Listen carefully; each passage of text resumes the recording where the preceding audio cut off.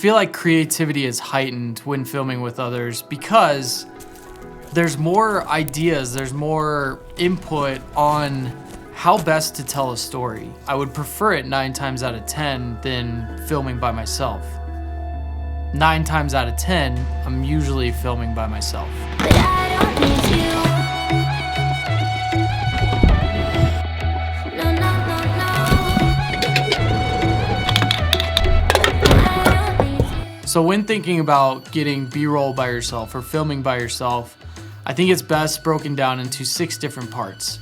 Those parts being the setting of your story, A-roll versus B-roll, when to use it, when not to use it, different angles that you're trying to achieve to tell your story, camera settings, and then we're gonna wrap this video up with some post-production tips that really help within your edit to give more meaning to the story you're trying to create.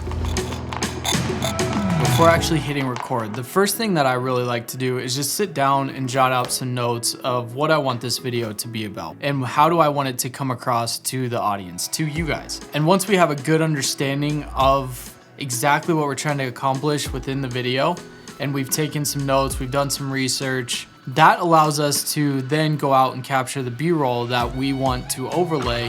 That's gonna help us give a better understanding of what we're trying to convey. So A-roll, to start, is the conversation piece that you are having with your camera. It's the message that you are trying to get across to your audience. Now this could be you sitting at a desk like I am right now, in an office, in a controlled environment, vlogging, it could be talking in a coffee shop, it could be voiceover that you're putting over the top of a bunch of B-roll. But that A-roll is a key part to telling your story.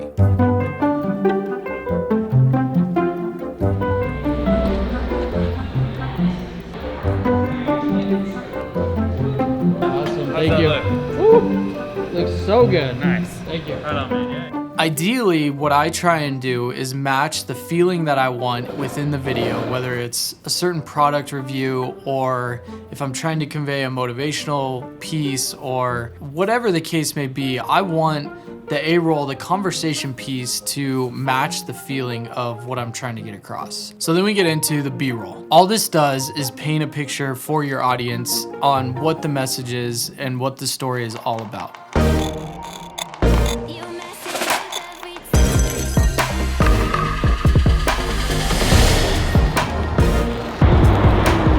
Alright, so this section I want to talk about varying up your angles. Whenever I'm out and I'm thinking about filming and I'm by myself, I'm always thinking, okay, what's going to keep the audience engaged? How am I trying to tell this story?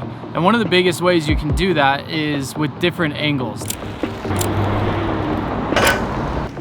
For something like this, what I would do is kind of look first at what my setting is. Like what do I have to work with here? This is a really cool structure. I would kind of want to focus on that. There's 2 long ramps, which is a cool opportunity to be able to show the different steps of getting across that bridge. Always focus on wide, medium, tight shots when you're trying to sequence something together. If I'm the viewer, I want to immerse them into the experience of riding across this bridge.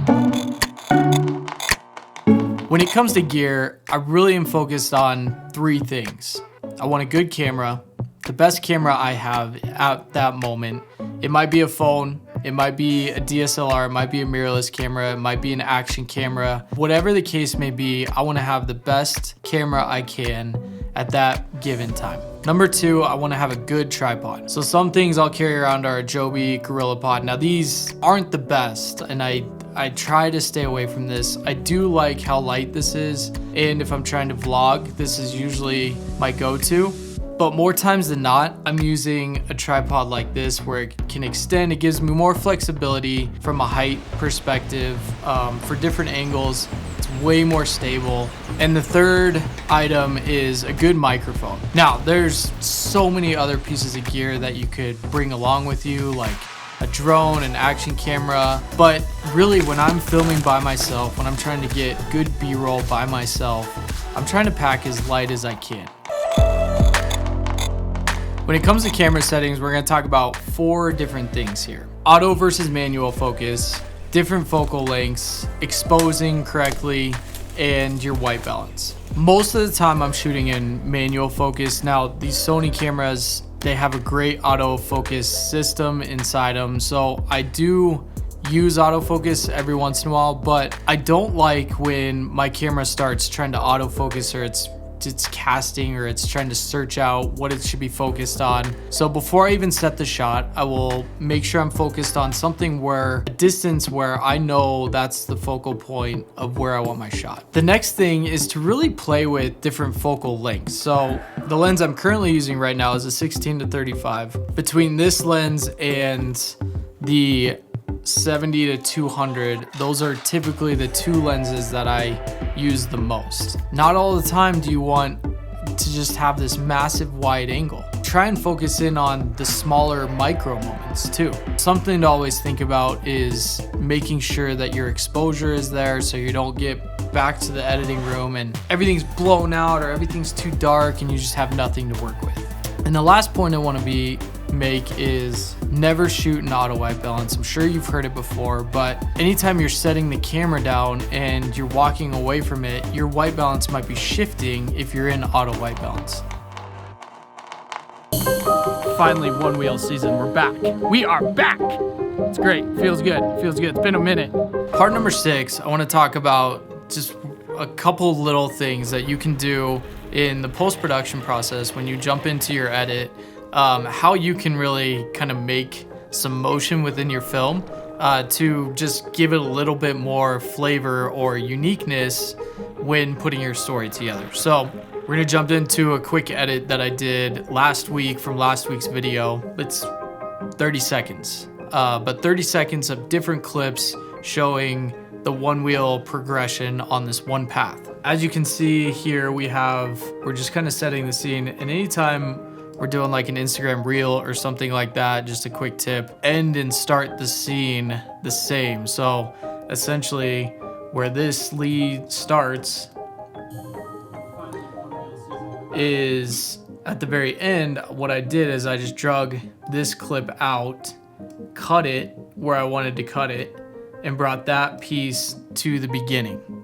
That way, when the clip does end, when you're in social media and it loops, you're just leaving off right where you started. I want to make this a little bit more interesting. So as I come flying by, I want the camera to kind of be pulling out, making the scene wider as I'm going away from the camera. To do that, all we have to do is set some keyframes. We're going to set a keyframe on the position and the scale. I'm going to zoom in a little bit. Right here, we're going to bump this up to 280. And then my position, I want to try and make this right in the middle, my crosshatch. So this is the very center of the frame right here in the center. And I want that to be the middle of the path at the beginning and then at the end as well. So from here, I'll take my cursor to the end. We go back one frame, and I want to now scale out.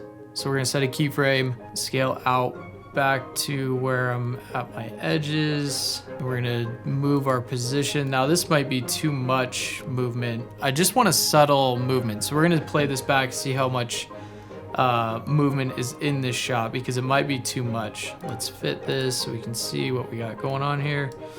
Okay, now we're gonna start this from the beginning.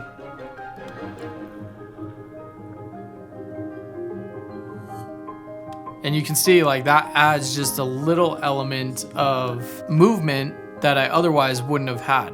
Another good example of a way we can film but also change the perspective in camera is this clip was originally shot upside down. So I had to do, on the rotation, I did a 180, but if I were to set it back to 0, this is what it really looked like.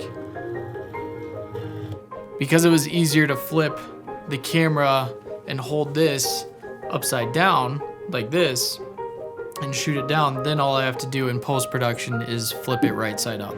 Just a small little tip, you probably already know about that, but it's these little things that help you as a solo filmmaker get the best shot and create a compelling story. By no means is this a video on this is how you should do it. This is just the ways I've done it and the ways I've learned to do it.